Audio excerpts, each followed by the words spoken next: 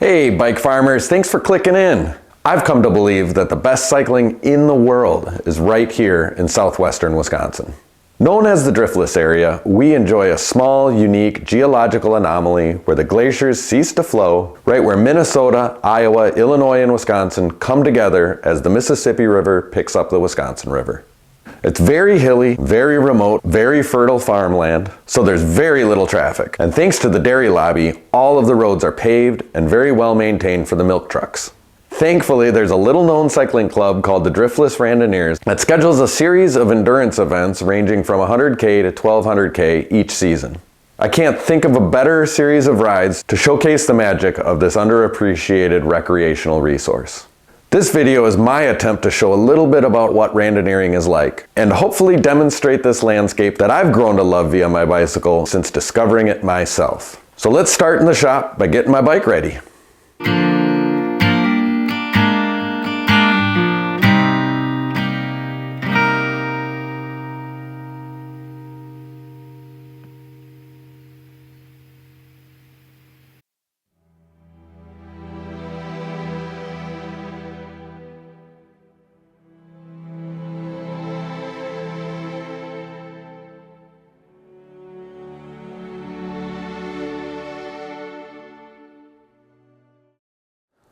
A lot of people think that randonneering is just super long, crazy riding, but a lot of times it's just about camaraderie. And there are some shorter rides. This weekend, a local randonneering club that I ride with is the Driftless Randonneurs, and we have a weekend so people can get what's called the Ruler Award. It's a series of shorter rides. Tomorrow is 125K. And then Sunday is 150K. We're gonna be riding some of the big steep hills in western Wisconsin known as the Driftless region, and we're also gonna spend a lot of time on the flat spots right along the Wisconsin River. You know, it's 4 or 5 good climbs each day, which is why I built this bike with such low gearing, is because you need it out there. Sometimes we get on some of these hills and it's 15% for a while. So it's nice to be able to clunk down into a really low granny gear and take your time. This will be the first real test of my hand-built by Ellis Drumlin branded bike I call Darkstar. So I got it up in the stand. We're gonna give it a little bit of a polish, throw some lube on the chain. I just built this bike a couple weeks ago. I've been riding it. Everything's working great, but I always give my bike a good check before I take it out on some of these more important rides. I think it's gonna be dry, but it's gonna be cold, especially in the mornings. I'm gonna be shedding layers. I'm gonna need a place to put them, so I'm gonna put a little bit bigger bag than this one on the front. We're gonna get the bike set up, and then I'm gonna take you along for the rides. One of my favorite parts about randonneering is the bikes. People tend to have really nice bikes. They take good care of them. A lot of guys, you know, they totally clean them and everything before every ride. Some of the more die-hard randonneurs, they're riding a minimum of 200K every weekend. It's pretty nuts, the amount of miles some people put on. I've never really done much for the multi-day stuff. I've done a 600K once. I've done a number of 300Ks. That's my favorite distance, good couple hundred miles, you know, 190 miles or so. The 400Ks is like the 72-ounce steak of cycling, I heard somebody say once, and that's 250 miles in a day. That's enough. I'd call that enough. I don't even think we're gonna get over 100 miles either day out there this weekend, but it's 2 days in a row. And I get to show off my new bike, so I'm gonna make sure it's shiny. That's about all I need to do. And it's always a good idea to lube the chain. I just do a couple of drops on each link. You'll see me on my tune-ups that I just spray the crap out of it and wipe it off. That's because most of those drivetrains are pretty filthy. Not shiny and new like this one. I like to carry an extra bottle. A big part of randonneering is, you know, back in the day before GPS, you would stop at controls and have them sign a little card to prove your passage. And they would make the routes just so it's the only way you could possibly go, and then you'd have to stop at these controls and prove your passage. Now that we have GPS, it's a little different, but we still ride like 30-mile segments and stop at a convenience store along the way. So there's always resources out there. It's rare that you get, you know, more than 50 miles between controls. I like to drink a bottle of water every hour or so. I do carry a little extra water just in case I get stuck out there between controls. I don't want to run out of water. I got this little bag that's good for just most of my rides. I'm going to keep a flat kit back here. This bigger bag has a little more room for windbreakers and such.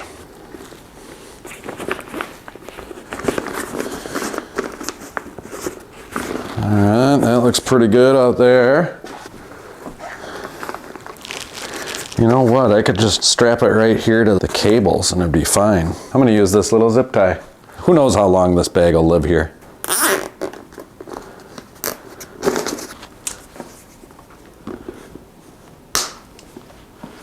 Just because the bike's new, I'm going to bring the extra large tool and the little Leatherman. I love this Leatherman squirt because it's a pliers. Comes in real handy sometimes. Got a hydration multiplier just in case. Chamois butter just in case. Burt's Bees just in case. And the way I do my setup is I have my phone up here and then I just carry a little battery.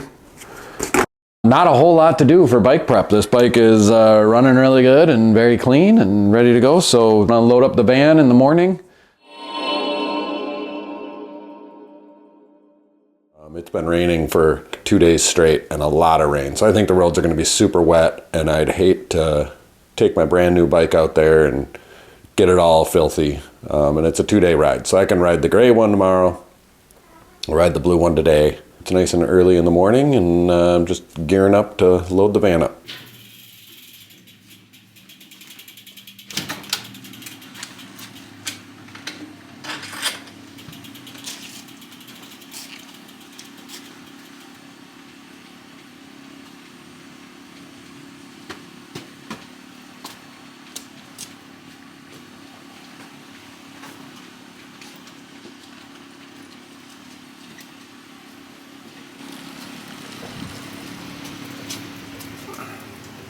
All cinched up and ready to roll. Rando time.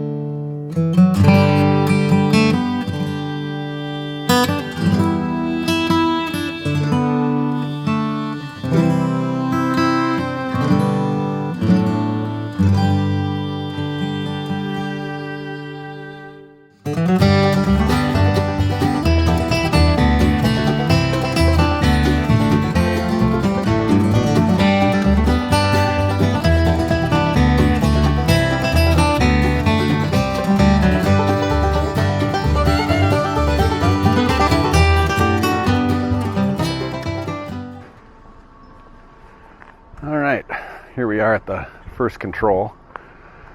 There's the river. I'm going to go across that bridge into Blue River.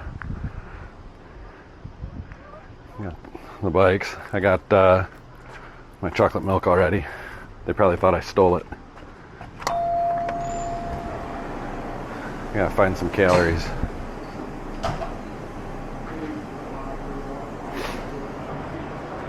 Ooh. Strawberry apple strudel bites. That sounds good.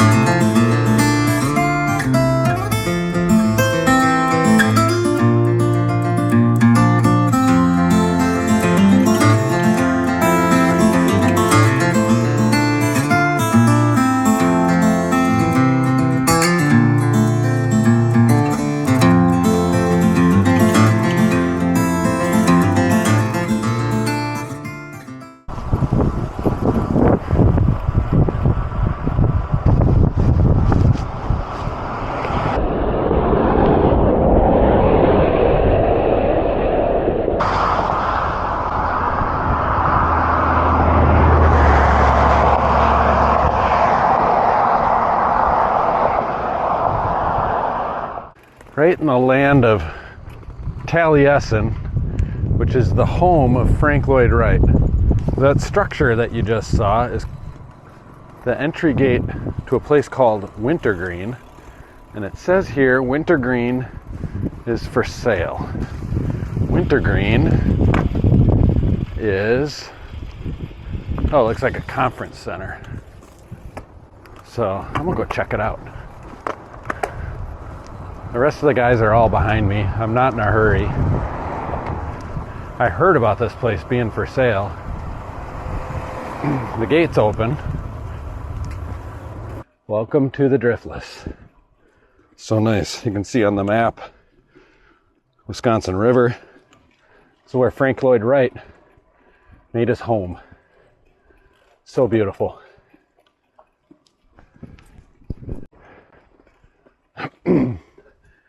Switchbacks in Wisconsin? You gotta be kidding me. This is steep. I'm running a 30 tooth chain ring and a 34 tooth rear cock, and I'm working. That was steep. Holy cripes. Yeah, that was 15%. Had to be. I gotta get a way to measure that. Oh, something. Looks like we're at the parking lot though. Oh, there's people.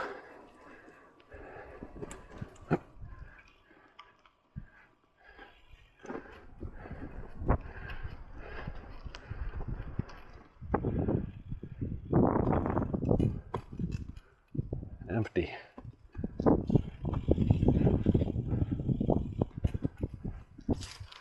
Nice big deck.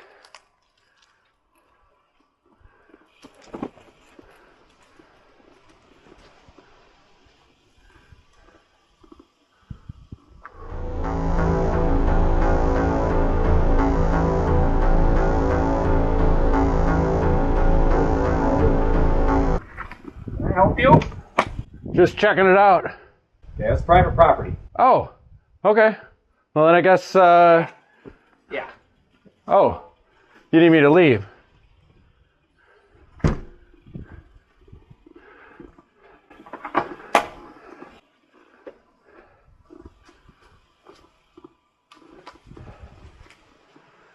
Not a very friendly guy.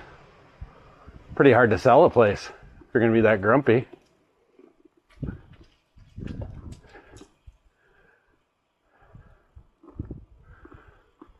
It's pretty.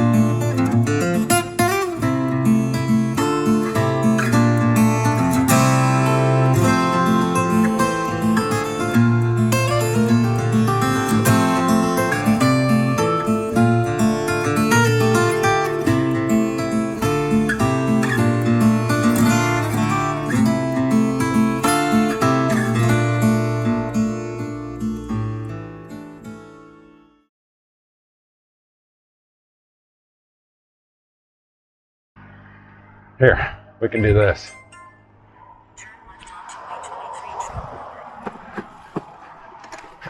Taliesin.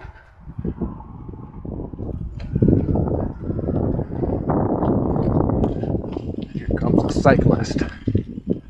Looks like Doug. And that's Taliesin up there on the hill. I don't know if I can zoom in on it.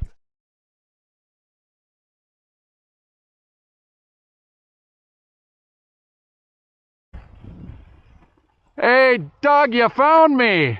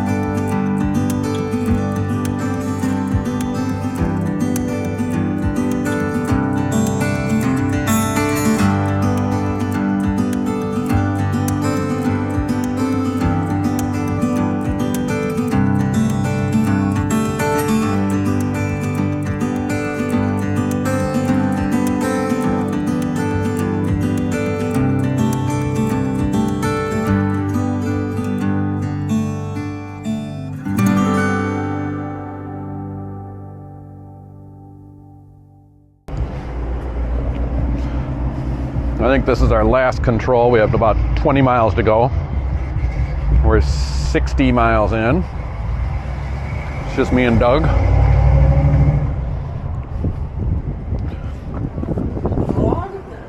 Here, they go get a live one, put a book through it, and have them throw it out there.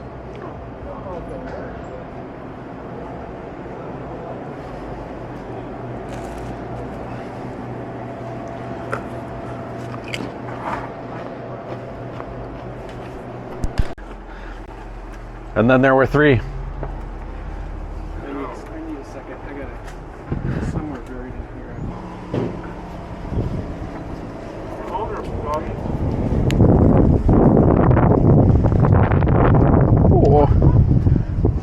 Look at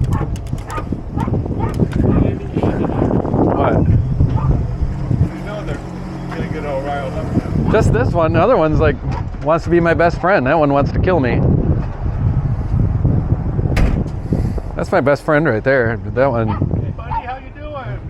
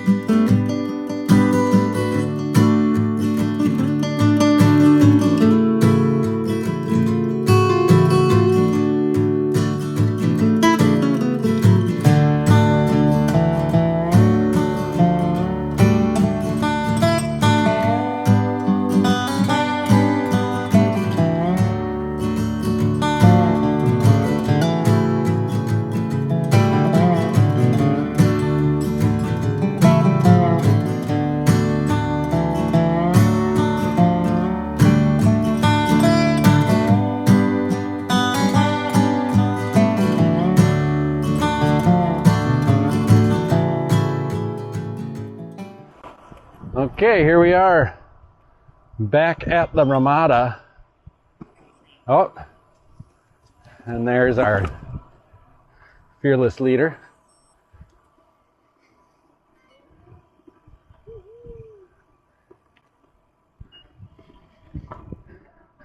I'm going to take a victory lap.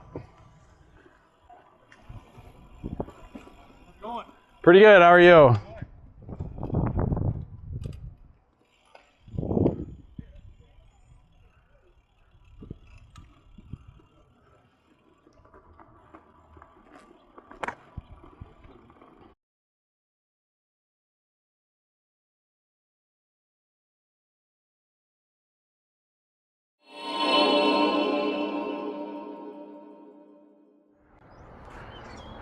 Okay, the morning of day 2.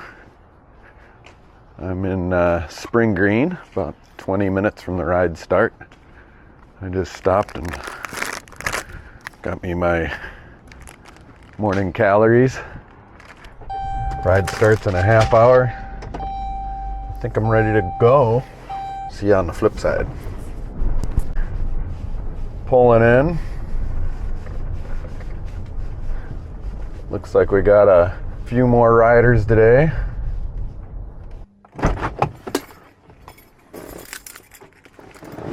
Morning. Good morning. I'm Andy. Oh, Andy. Eric. Eric. I rode with you in the past. Oh, yeah. A couple years ago. Yeah, we met a couple years ago. Yeah. Good to see you again. Yeah, same here.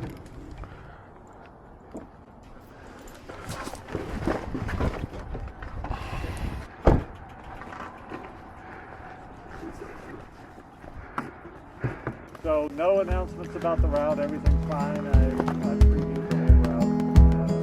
Nothing to say.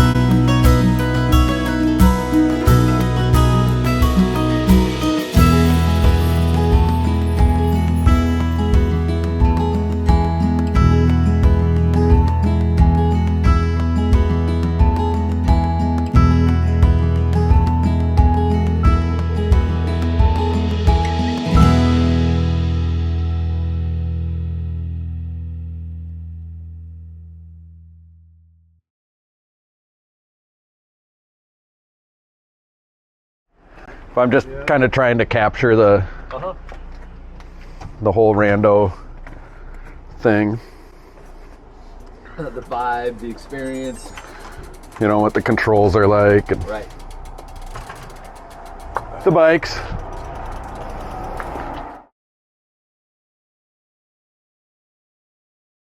Oh, so does that long cage ceramic speed thing allow you to all those gears in the back? No. Like, or did it?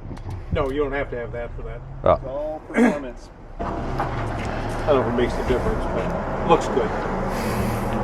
That's all the difference I need.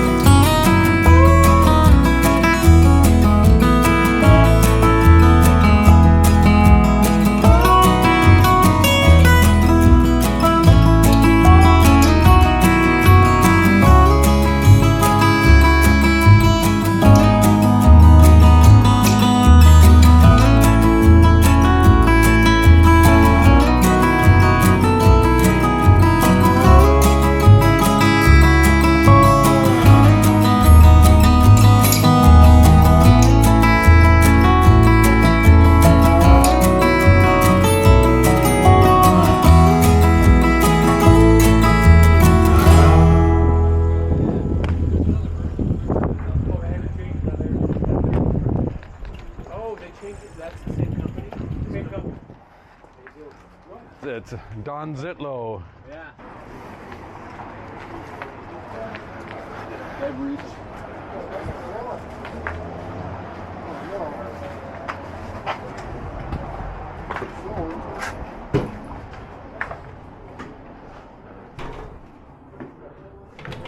Oh, excuse me.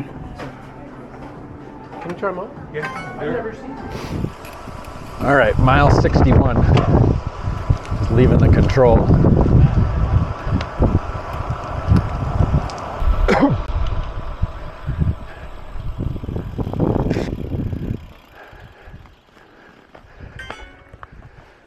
Festive house.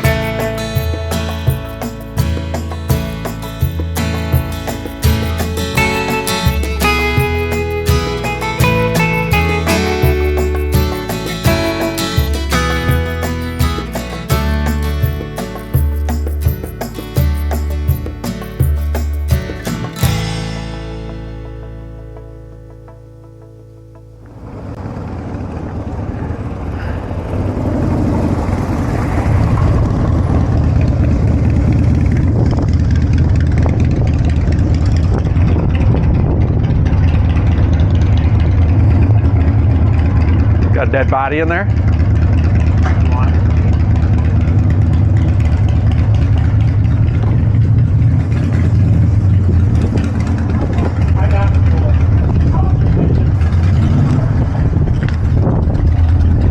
Because I can't do math, I was like, oh, 24 more miles, and I looked at my GPS and it said 14.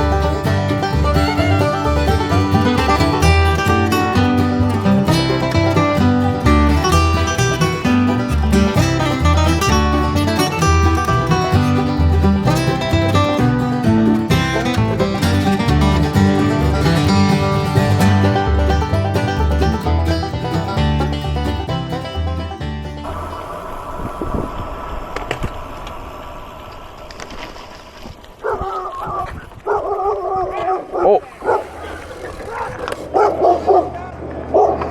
Hey, buddy. Good boy. Good boy. he's all right. Does he? Well, we'll leave. I just had to fix my chain quick. Yeah.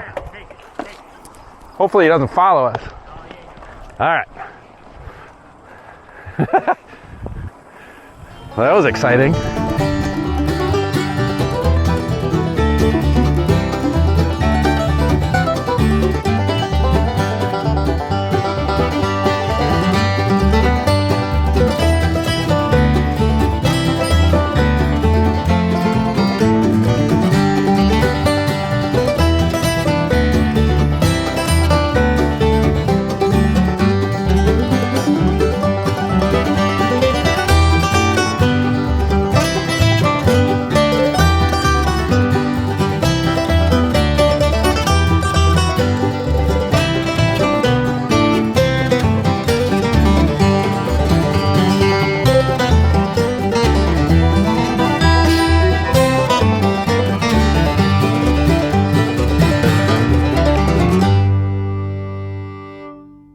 Well, and that is a wrap. The Ramada Richland Center. Many, many rides out of this back lot.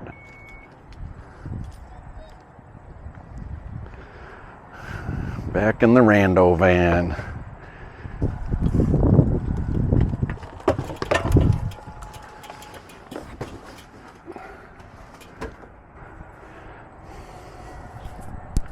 Oh yeah. Nice. Leftover pizza from last night. Ooh. Good ride, man. Yeah, that was good. Real good. Well, I'm still working on putting these videos together, and that wasn't much of a climactic ending. I don't mean to flex on you, but 185 miles in 2 days, it's not a whole lot for a randonneur. These fall rides are always touch and go with the weather, and day one was pretty gloomy and cloudy. Aside from the wind, Sunday afternoon was absolutely beautiful. The skies opened up and we got some sunshine to show the fall colors that are just starting to pop. If you want to learn more about randonneuring, you can just go to rusa.com, that's rusa.com. There's a ton of information there. You'll be able to find a club in your area and see the calendar of events. There's rides going on just about any weekend of the year, somewhere.